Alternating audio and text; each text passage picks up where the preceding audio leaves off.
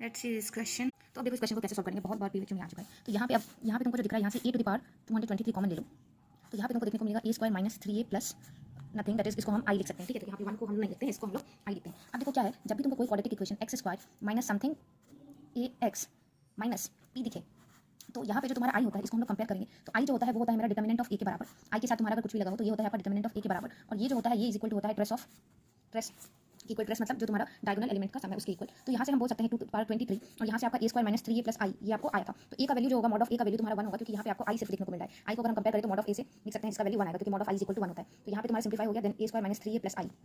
अब यहाँ से तुम ए स्क्वायर निकालो, तो ए स्क्वायर निकालने के लिए 2 3 3 5। ओके, तो यहाँ से ए स्क्वायर अब निकालते हैं 2 3 3 5।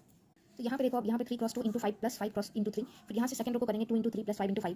तो यहाँ से तुम्हारा जो आंसर आ गया वो है 4 प्लस 9 दैट इज 13। देन यहाँ पे 15 प्लस 6 तो 21, और यहाँ पे 6 प्लस 15 21, एंड देन यहाँ 6 प्लस 25 तो योर 31। और ये वैल्यू को हम लोग यहाँ पे करेंगे माइनस 3 ये है तो हम लोग 3 से डायरेक्ट मल्टीप्लाई कर लेते हैं, इसको मैं प्लस लिख लेती हूँ। तो 2 इंटू 3 दैट इज 6 आपका। देन यहाँ पे आपका आ जाएगा 3, ये आपका 3 इंटू 3 9, देन 3 3 9 एंड 3 15 ये आ गया। एंड देन आपका आप ये कर सकते हो 1 1 0 1। तो आप फाइनली आंसर आपका जो हो जाएगा वो हो जाएगा। तो यहाँ से 1 5, तो 13 में 30 में से 5 माइनस करो यहाँ से तो 8 आ जाएगा, और यहाँ से आपका 21 में से 9 माइनस करो तो आपका 12 आएगा शायद, 9 10 क्या रहा, और 21 में से 9 तुम्हारा 12 यहाँ पे आ रहा है। एंड देन यहाँ 31 में से तुम क्या माइनस करोगे 14, 31 में से अगर तुम 14 माइनस करो तो तुम्हारा 17 आता है। तो ये तुम्हारा रिक्वायर्ड आंसर हो गया। फिर आप इसका मॉडुलस निकालना है, तो 17 इंटू 8 माइनस 144, तो 17 8 से 136 माइनस 144, तो तुम्हारा आंसर यहाँ से 4 और 4 8 हो गया। देखो कैलकुलेशन मिस्टेक हो सकता है, लेकिन ये जो मैंने मेथड बताया ऑल इज करेक्ट। तो एक बार फिर से अपना सोल्यूशन आज कर लेना, this is the required answer.